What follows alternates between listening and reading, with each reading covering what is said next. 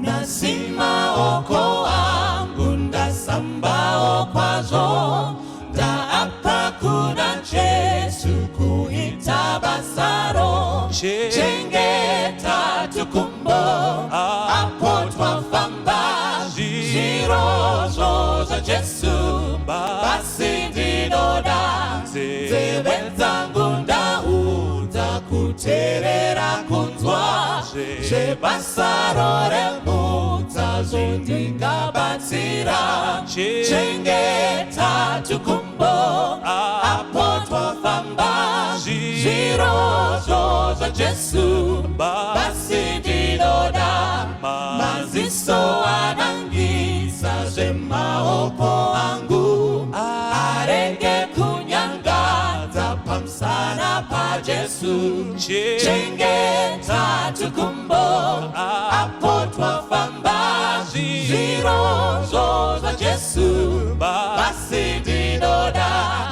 Chengeta tukumbo Apotwa famba Zirozo za Jesu Basi dinoda Chengeta tukumbo Apotwa famba Zirozo za Jesu Basi dinoda.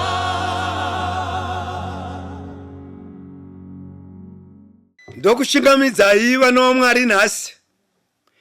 Tine nyaya inondidhuva yakandidhuva. Ndokubva ndoona kuti regai titaure in seasons. Season 1 yatoda kutaura nhasi nyaya iyi. Ine musoro unoti kandai zvingwa mumvura. Season 1. Zvingwa ngazvikandwe mumvura. Ndo topic yokutanga. Tichapinda mune yepiri, tikopinda mune yetatu, tikopinda mune yechina. Tichataura nyaya idzi regai tinamate. Baba vangu vari kudenga, taurai nesu kubva zvino kusvika nokusingaperi. Amen. Kandai zvingwa mumvura part 1. Ndakazvibvunza mubvunzo vana vaMwari kuti nemhaka yei Mwari akanyora mubhuku rake romurayiro kuti zvingwa ngazvikandwe mumvura. Ndakapatsvaka ndikapavona kuna muparidzi Ecclesiastes chapter 11 verse 1 chaiyo inoti, ndoda kuverenga makateerera, kandirai zvokudya, kandira zvokudya zvako pamusoro pemvura. Rega ndizorore, kandira zvokudya zvako pamusoro pemvura, nokuti uchazviwanazve mazuva mazhinji apfuura. Ndakazozvifunza mubvunzo chechi kuti why zvingwa zvichikandiwa mumvura. Chingwa chaicho chinorebwa pano hachisi chingwa chacho kuti Jesu chingwa choupenyu. Aiwa, chingwa chomusitoro chinorebwa kuti chikandei mumvura. Mvura chii muchiprofita? Mvura vanhu. Saka ndakati vhesi inoreva chii? Ndokubva ndoverenga musoro wenyaya uri muparidzi chapter 11 verse 1 unoti, itai zvakanaka panguva dzose. Ndobva ndakaona kuti izvokudya chaizvo zvinotaugwa. Saka panapa Mwari unotanga nokutiudza kuti kana muda kuenda kudenga hamudyi zvingwa moga, idyai nemvura, kubvira kuti nevanhuvo venyika chaivo vanofanira kuti vadyevo zvingwa. Don't think about losing. Nemhaka yekuti shoko raMwari rinoti kandira zvokudya zvako mumvura, nokuti uchazviwanazve mazuva mazhinji apfuura. Mwari ngaabongwe nokusingaperi. Nemhaka yekuti kana wapa zvingwa kuvanhu unozviwana futi. How can you get bread that has been already used? Unozviwana nedzimwe nzira. Unokomberegwa pakumuka, unokomberegwa pakurara, unokomberegwa muzhira, unokomberegwa muguta. That's why Deuteronomy chapter 28 ichiti kana waita zvakanaka ukatevera zvose zviga zvakanyogwa unokomborerwa uchipinda ugokomborerwa uchibuda.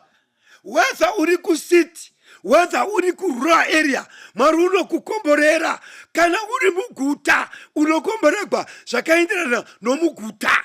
Kana uri kuruzevha unokomborerwa zvakaenderana nokuruzevha. Saka endei chechangu tindokanda zvingwa mumvura. Mwari atiitire zvakanaka kuti tose tigone kuti chatawana tochisa mvura todya nevamwe. Ndo season 1 musoro wenyaya ndati unoti kandai zvingwa mumvura. Apa mufundisi ndo pane nyaya. Mwari ngavatibetsere hama neshamwari nemhaka yekuti nyaya yekukanda zvingwa mumvura ini ndichikura ndaimboti zvinokandiwa nevanazvo. Vanazvo ndivanani? Panapa vhesi haina ma-individuals ayakatendeka. Dzimwe nguva takaita varombo vokupedzisira kwete nokuti takagadzigwa kuva varombo asi taramba kukanda zvingwa pamusoro pemvura zhinji. Mumwe une mutakura asi mutakura wacho haugoni kugovanwa. Muri zhinji dzava kushambira mukutambudzika nokuti zvingwa zvakaramba kukandwa pamusoro pemvura. Dai Mwari vatibetsera inyaya inotyisa mufundisi. Inotyisa. Pane vhesi yandoda madam dei maiverenga Acts chapter 20 verse 35. Tererai handai tose mabasa avapostora chapter 20 toda kuiverenga tichitangira paverse 35 na verse 36. Hande pazvinhu zvose ndakakuratidzai kudai muchibata muchidai munofanira kubatsira vasina simba. Pachirungu inoti you labor to support the weak. Yes. Saka apa panoti munofanira kubata kuti mubatire vasina simba. Kuchirungu inoti labor. You work hard. Labor kushanda uchitogwadziwa chaiko. Kana wapedza kushanda uchigwadziwa woenda nezvingwa zviya kumvura zvinogwadza kwazvo. But ndo zvinoponesa kuti chingwa chikakandiwa chawashanda chodyiwa nevamwe pazasi panozoti kudii manje. Nokurangarira mashoko ashe Jesu anoti sezvaakataura amene achiti kupa chaiko kupa kuna mufaro chaiwo kupfumura kugamuchira.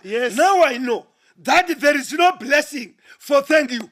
Because thank you munhu unogamuchira but unopa ndo unopuwa makomborero. Saka tikakombeya vanhu vaviri the one who is saying ndatenda nounopa makomborero anodzoka kuno unopa. Saka pakaipa mufundisi apa ini ndaifunga kuti kana wapuwa ukagamuchira ukatenda newe unokomborerwa.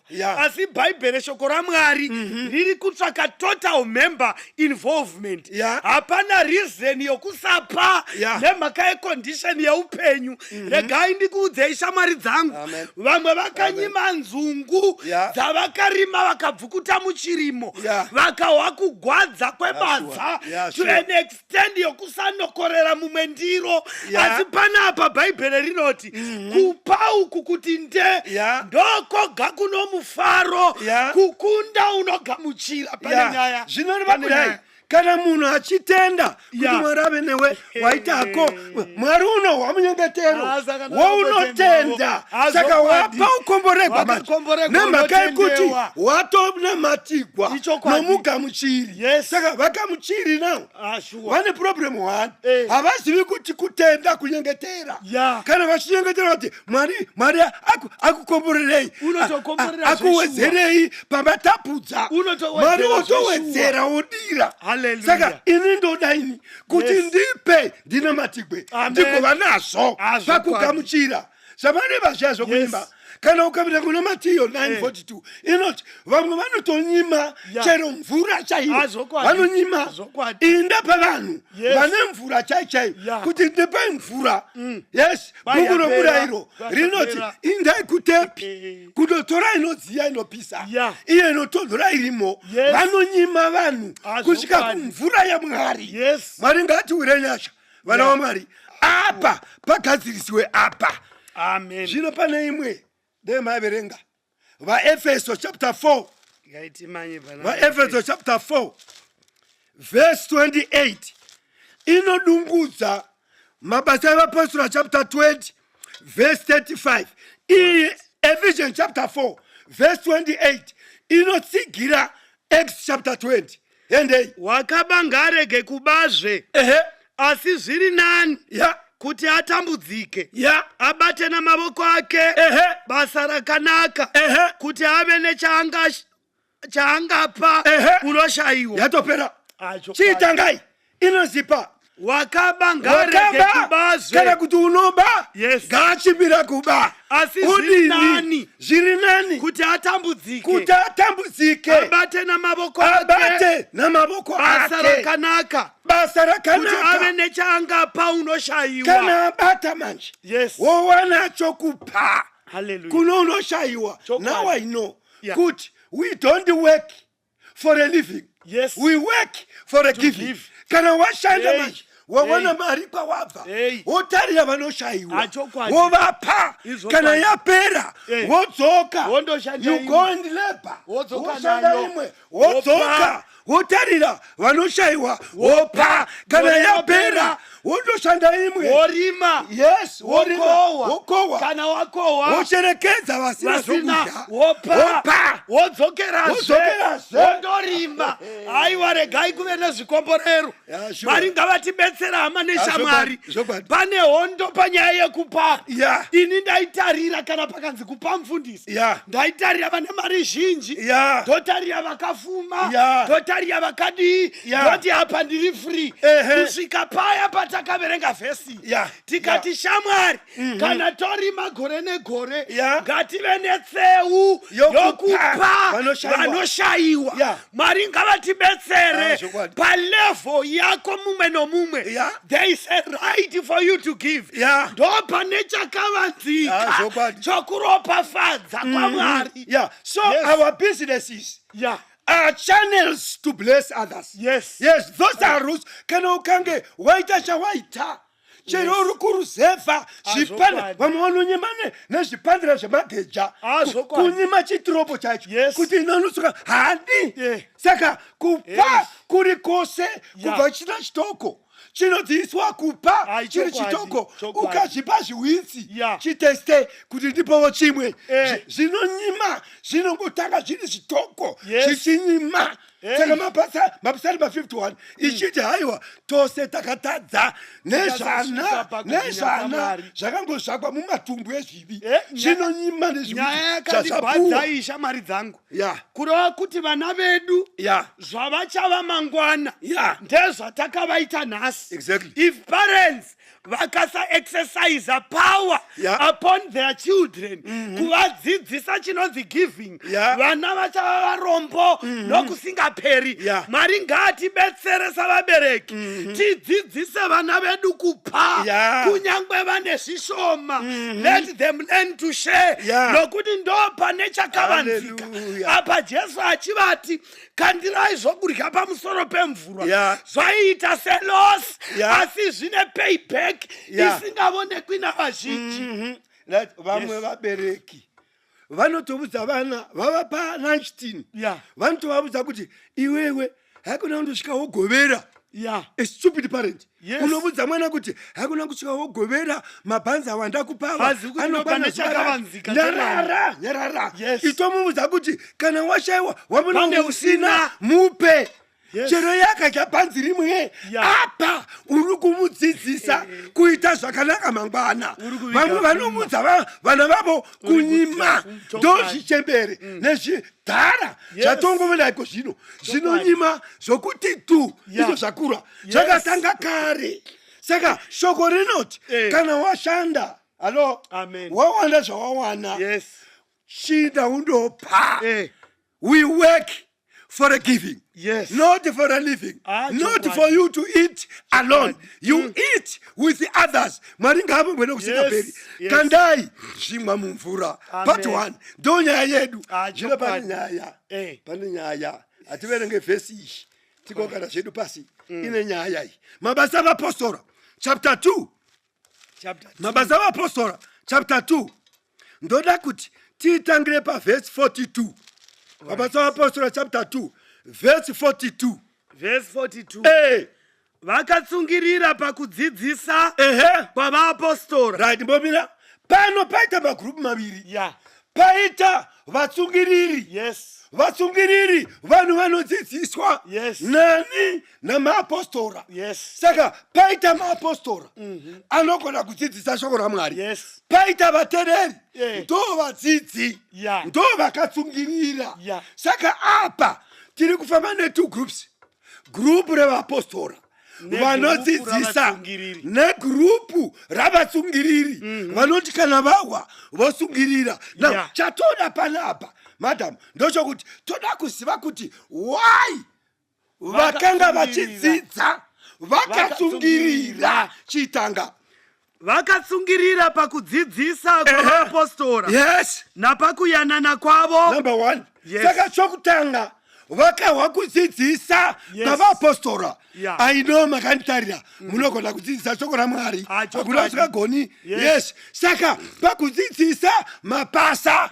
But number 2 chakaita kuti vatsungirire. Vakaona kuti kudzidzisa kwavaapostoli kwakabatana nokuyanana kwavo. Hallelujah. Saka kunova kuti vadzidzi vaitarira zvinhu izvi. Number 1 kuti zvavagona kudzidzisa vanoyanana here. Ndokuna kuti kuyanana kuripo. Vachibva vati ngatitsungirire nokuti yes vachidzidzisa uku vane rugare vanoyanana. Saka tofanira kutsingira pashoko ravo. Number 3. Napakumedura chingwa. Maone yechingwa yadzoka. Saka tati kandai zvingwa pai mumvura nepakumedugwa kwezvingwa. Vanhu vatorasvika votofunga kuti iro bhaibheri rakataura kuti chirayiro chohwikwa chinofanira kudyiwa. Uye zvevamwe vototi pane vhesi inoti Jesu chingwa choupenyu handi Jesu ndonebwa. Aiwa chingwa chomusitoro mafeti kuku chaiwo nemakiri vejani. Yes ndo chinorebwa kuti aiwa medurecho. Saka vadzidzi manje vaizviona kuti izipfuti pakudzidzisa shoko raMwari. Ndobva kuti rekatitare pakuyanana wani kwevanoyanana. Rekatitare pakudya. Chinomedugwa here chingwa. Vakaona kuti shoko chomedugwa nevaapostoli vachibva vati ngatisungirire. Saka zvinhu zvofambirana. Madam dzidzisa zvaunogona kudzidzisa. Vamwe vaparidzi seunoparidza iwe zvaunogona kuparidza unoyanana here nomurimo wako kovhigweni. Unoyanana here nemamwe madzimai. Unoyanana here nemaneighbors. Kana vakaona kuti munoyanana navo vosungirira. Kopakudya zvauri murimi unopa here vasina. Zvingwa zvomedugwa here vakaona kuti unemedura futi zvavachitatu vosungirira. Kochimwecho napakunyengetera. Mavona here kuti kunyengetera kunoya pakupedzisira. Kwauya kumashure. Yes. Zvino vanhu vane problem man. Kana munhu akauya nezvaro vanotanga kunyengetera. Vanoita kuti kuna Mwari kudenga. Vanoti Mwari ngaakukomborere. Mwari ngaakukomborere. Ngatinamate. Iwe unonamata ndine zvaro. Tanga kundipa ndimboguta. Kana ndaguta wozotaura zvaMwari wako. Saka zvazvoreva panyaya yekuparidzwa kwevhangeri mufundisi. Haizi area imwe inotarigwa sangano raMwari. Haizi area imwe inosara yakamira kuti vazhinji vatsungirire. Ndosaka tava nehondo nenyaya yevhangeri kugamuchirika kwaro. Nemhaka yei chechi iri kushanda in abundance pakuparidzwa kwevhangeri. But mind finding one area and abandoning other areas. Nemhaka yekuti vaiterera vakati vatarira unity pakati pevadzidzi vakati zvavanogona kudai ko rugare guripo here, ruchipo here rugare samasabata, ruchipo here rugare samadistricts akasiyana, ruchipo here rugare conference to conference, ruchipo here rugare from union to union. Nokuti nyika yakatarira iri kuzvivona kuti vhangeri vaparidza asi panoyananiwa here pakati pavo boto ipapo akupo kwena ndo panonyaya akupo saka vanhu vodhuvi ava ndivakarya ndevakarya vakanga vaiti vakatarira vadzidziso voona kuti vanogona kudzidzisa voona kokuyanana wanikwe vanyanana kuyanana akupo chero mumachechi kuyanana akupo dzinongova mpengo saka hariparidziki haringatibetsere kana padero chingwa chinomedugwa here hachimedugwi saka havagoni kusungirira kana izvo kutanga zvagoneka manje zvinoti kudi zvinoti kudzidzisa kuyanana kumenderwa kwechingwa china matai manje potonamatiwa muchaivona tikanamba tichidzira nayo muchaivona kuti nyaya iyi yakauma. That's why imwe wakambobvunza achiri kuno rugare here najeu zvikazi gupi navako vachiri varoi hapana kuyanana. Saka Mwari ngaatibetsere zvingwa zvikandwe mumvura pave norugare.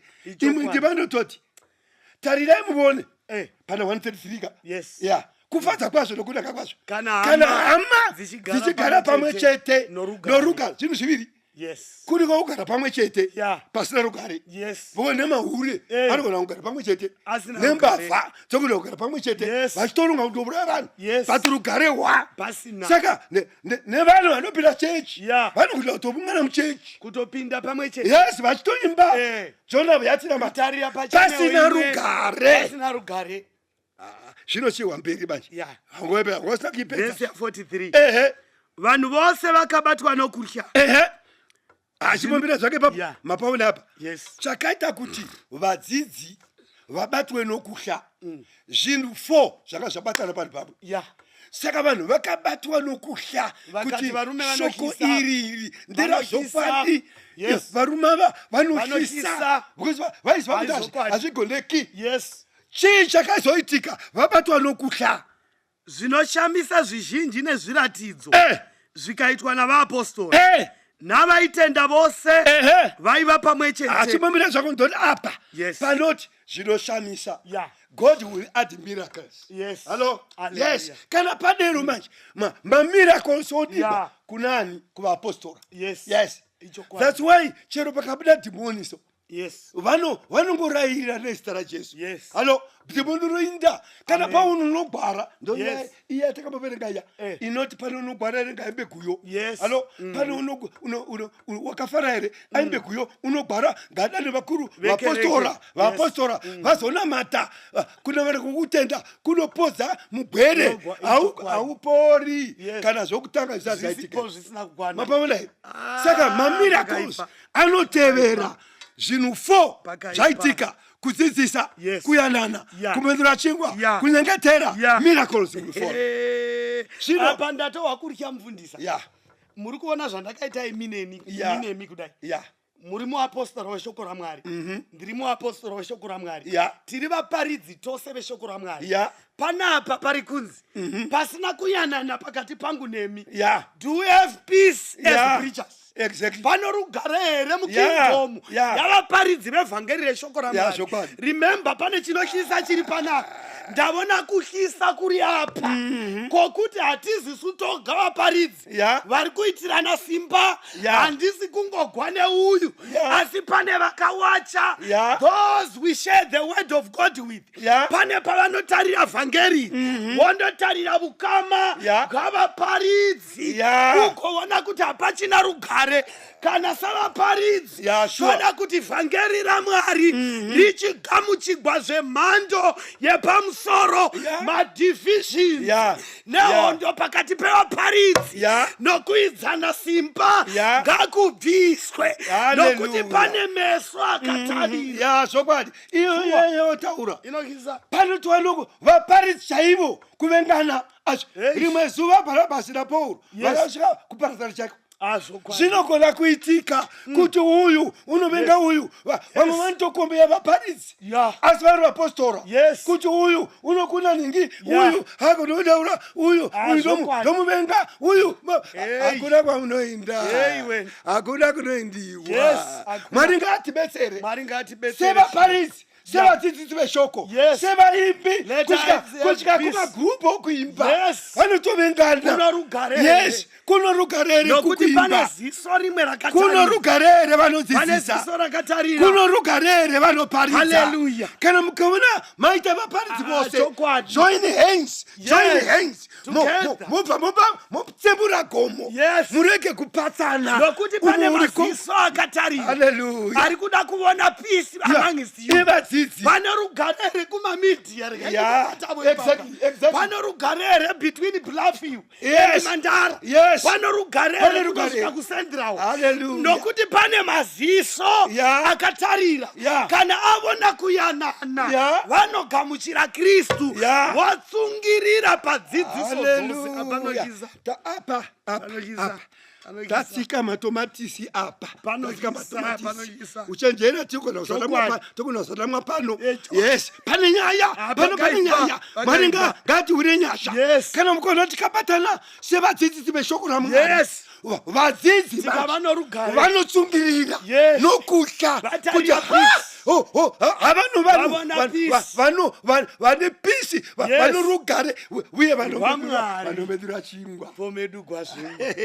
Chiverenga pazasi, verenga pazasi pavhesi ya 44 amero paungori nevaitenda vose vaiva pamwe chete. Mawere vaitenda vose vaiva pai vachizvidzidza pamwe chete vaidzidza kuapostoli. Ende vakati zvinhu zvose ndezvavose.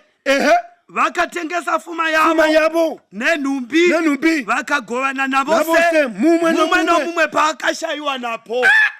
Ndoiya kuna Luke chapter 3:10. Peter apedza kuparidza. Vanhu vakabuya vakati zvinotodiniko ndaPeter zvikaune nguva mbiri ngape usina, hakuna kuti nenguve 10. Vakanzi mbiri kubvira kuti iye unosara ne1, iye usara ne1.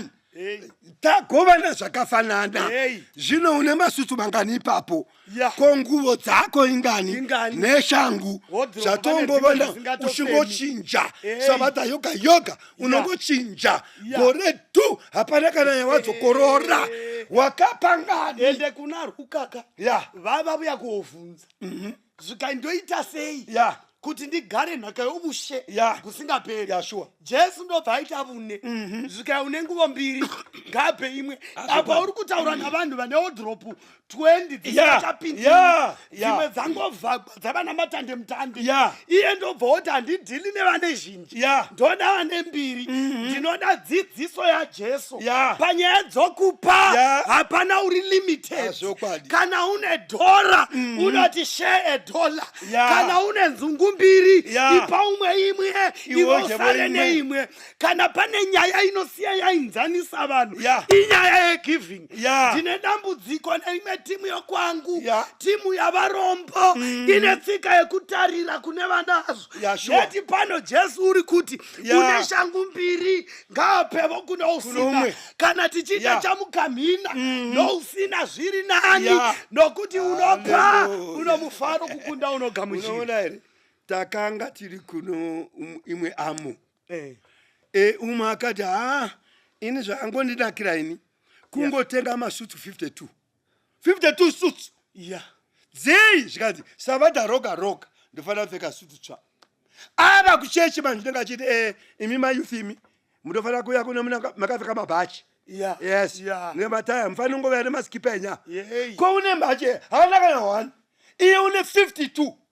Woti iwe mangwana ndisakandona Mwari unoende piko paunoenda ndepi hakuna kwaunoita with your 52 susu hakuna kwaunoita kovana nevarombo. Yes, Deuteronomy inoti nokuti varombo havangatongoperi panyika. Umwe wakamboti ini ndichihwa panzi ukaona uri murombo wakatukwa, ukaona uri murombo hauindi kudenga.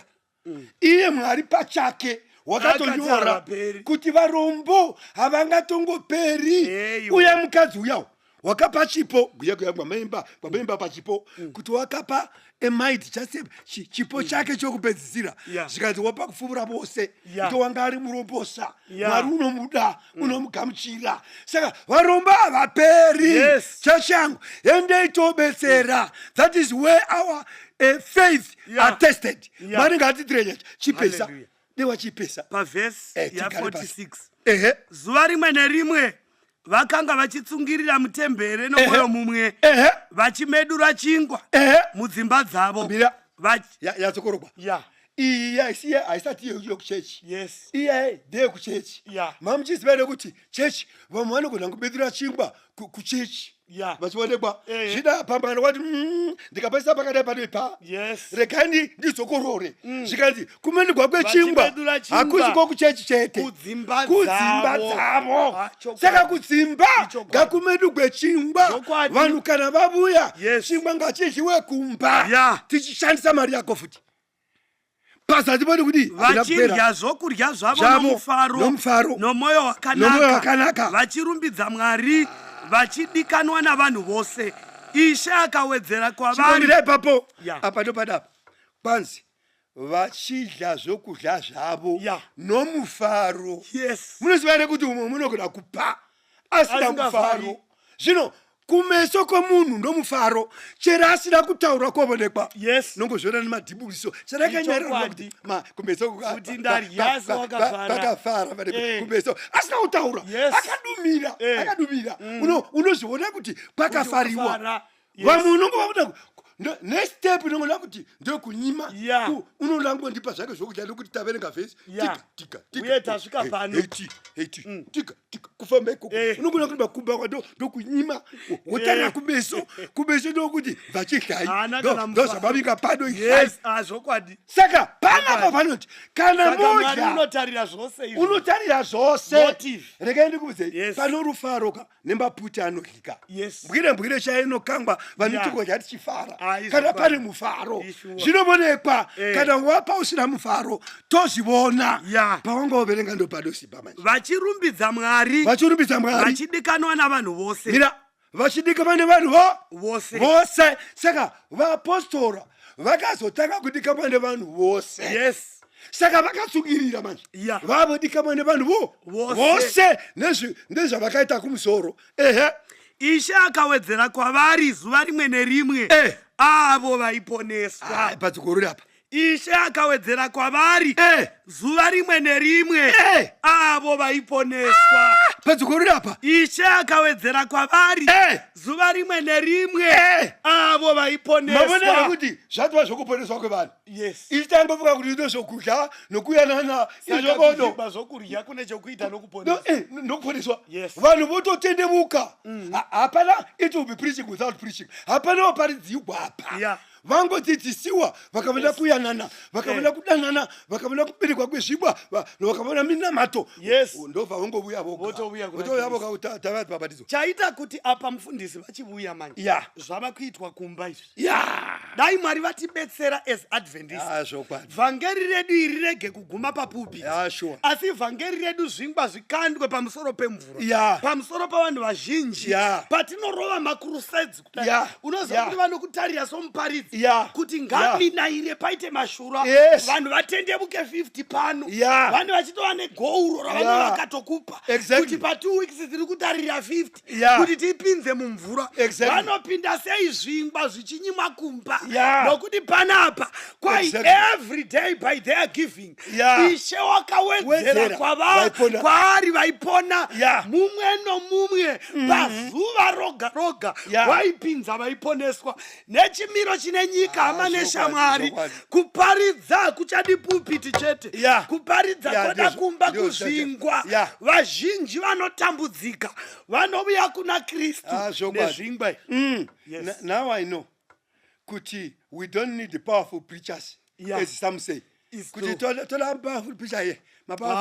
Ndio toda totobereka masita mubodi ukona vanhu mubodi kuti right uindani gwerere ananyaya uindani ndinongo ananyaya uindani tashaiwa atitore ku Kenya ende ku Kenya dana ku South Africa aiwa azviti izvo zvinovisa vanhu kuchechi Medura Izingwa uyongo yakuru koko haleluya chokwadi rekatite call teta call pano varipo aino vakatoterera izvozvi vanoti indi Mwari achitibetsera amen ndoda kutanga ini not umwe. Don't look at your husband, don't look at your wife, don't look at your children, don't look at anyone in your family.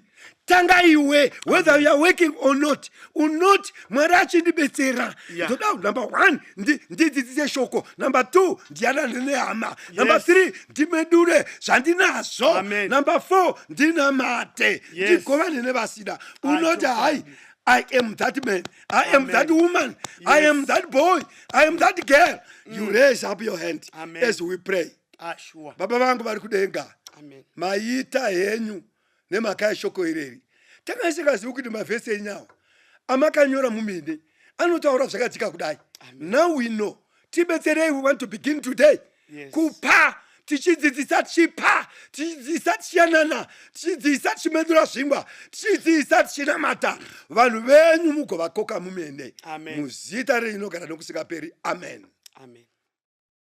Damirira Jesu kune chengamedza kumusha wake wekudenga nguo chena nemaremba nezviremba wakayenda kukatirira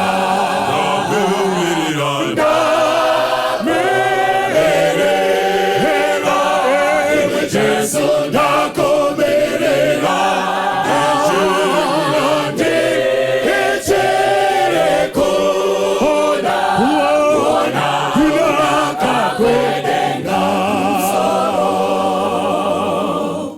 Ndinoda kufamba munyika yoyedza nevana vaMwari wedu nekoyemba apote tafamba weruponesa nezorora Jesu nokumirira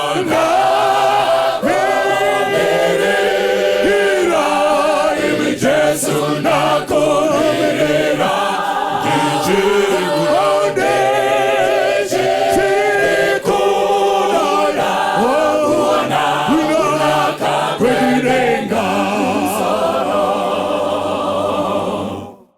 Peanima korese ticha sopinda komusha Yesu akadzidza kunyika yakanaka ticha zorora komusha wa Jesu kudenga nakumirira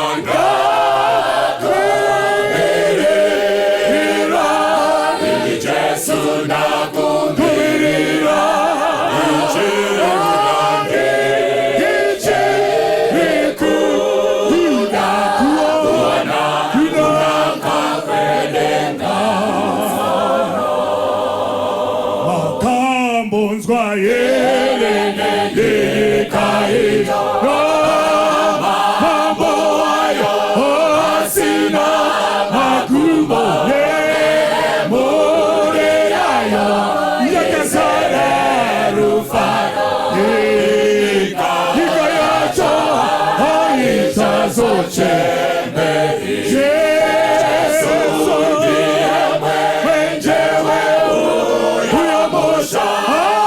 Hakuna usiku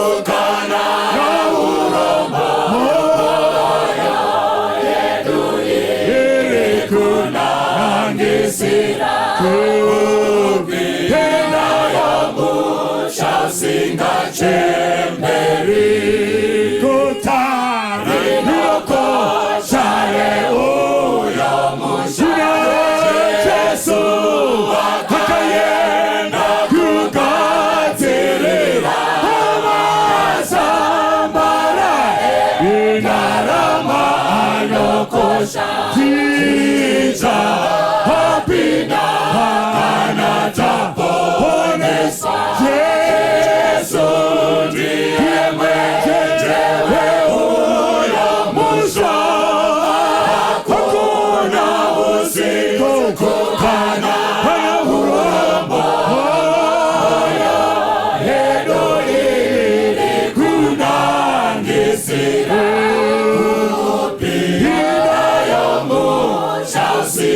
chemberi Yesu ndiye mwenyewe uyo musha hakuna usiku kana urombo oyo yedu irikuna angisira kupida yo musha singa chemberi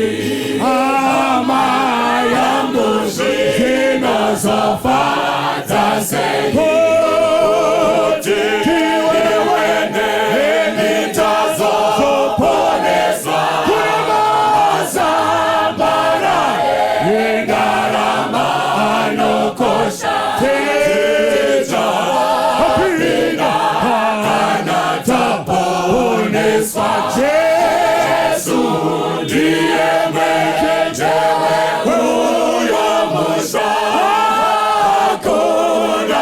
usiku kana urombo moyo yedu irikuna angisira upira yomo shausinga che